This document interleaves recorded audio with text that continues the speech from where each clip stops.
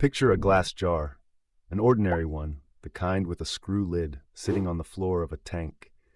There's a crab in it, and there's an octopus in it too, sealed in with the lid twisted shut above them both. Give it a few minutes. The lid turns. Nobody taught it that. And that is not a figure of speech. Its mother died before it hatched. It has never met another octopus that wasn't a rival or a meal, and it has never once watched anything solve anything. It worked out the lid alone, from nothing, the first time it ever saw one, which means a few other things have to be true. It knew there was a way out before it found one. It knew which way to turn without ever having turned anything in its life. And whatever it understood inside that jar will die with it, because there is no one it can tell.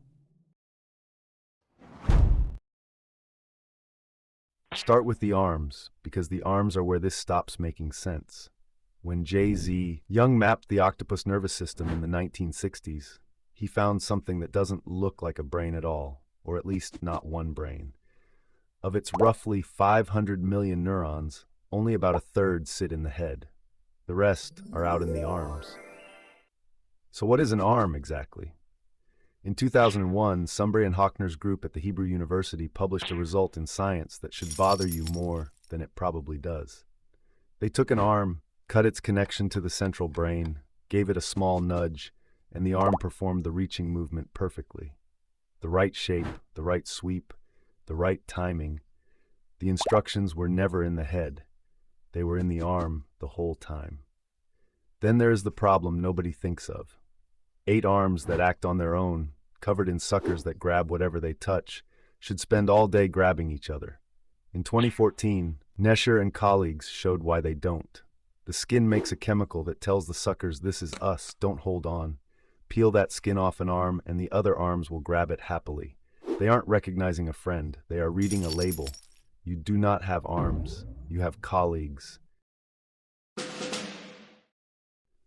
Now put one of those arms into a hole. It is dark in there, and it will stay dark because the arm has gone somewhere the eyes will never follow. And yet the octopus knows, almost at once, whether that hole contains a crab or a stone. In 2020, Nicholas Bologna's lab at Harvard published the reason in Cell. The suckers are covered in receptors that detect molecules which don't dissolve in water, the ones that just sit on a surface. Touch, for an octopus, is not touch. It is taste. Sit with what that means for a second. Your hand reports pressure, temperature, texture. Its arm reports flavor. When it runs a sucker along a rock, it is licking the rock in a way you have no word for, and it is doing it in 8 places at once, and most of those places are somewhere it cannot see. Half of its world is made of the taste of things it has never laid eyes on. Here's the part that makes aquarium keepers tired. An octopus has exactly one hard piece in its entire body, the beak, a small parrot-like thing at the center of the arms. Everything else is muscle and water, which gives you a rule so simple it is almost rude. If the beak fits through the gap, the octopus fits through the gap. It also runs on 3 hearts and blue blood. 2 hearts push blood through the gills, 1 pushes it round the body, and the blood is blue because it carries oxygen on copper instead of iron. The middle heart stops when it swims, which is part of why an octopus would rather walk. In 2016, at the National Aquarium of New Zealand, an octopus called Inky pushed up the lid of his tank at night, crossed the floor, found a drain pipe about 15 centimeters wide, and went down it into the sea. They found the wet trail in the morning. Go back to the jar for a moment. It was never really closed. It only looked closed to us. Take the camouflage next, because the camouflage is where it gets absurd. An octopus can copy the color of coral, sand, a diver's glove, in under a second, the best color match in the animal kingdom, done live, without practice. The octopus is colorblind.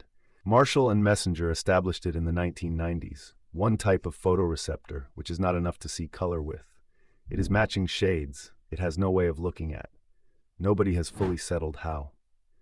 But in 2015, Ramirez and Oakley at the University of California found light-sensitive proteins, the same family your retina uses, in the skin itself. Cut skin, in a dish, with no eyes and no brain attached, responds to light on its own. Be careful here, because this is where people oversell it. What is documented is that the skin detects light, that the animal experiences the world through it is not proven, and the researchers don't claim it. Still, something in that jar was reading the light with its body. Now the detail that changes the shape of everything you have just heard. All of this, the arms, the tasting skin, the mind that opened the lid, is not a rough draft of us, and it is not a simpler version of us. It is a separate one. Walk back along the family tree until you meet the last ancestor you share with an octopus, and you arrive somewhere around 600 million years ago, at something with no real brain to speak of. Little more than a worm in the mud. Everything clever on your side was built after that. Everything clever on its side was built after that too, out of different parts, in a different order, in the water. The genome says the same thing. When Albertin and her colleagues sequenced the first octopus in 2015 for Nature, it turned out to carry more protein-coding genes than you do.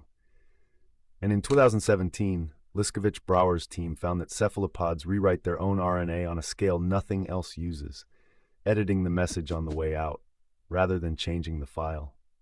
Intelligence did not happen once on this planet and then spread.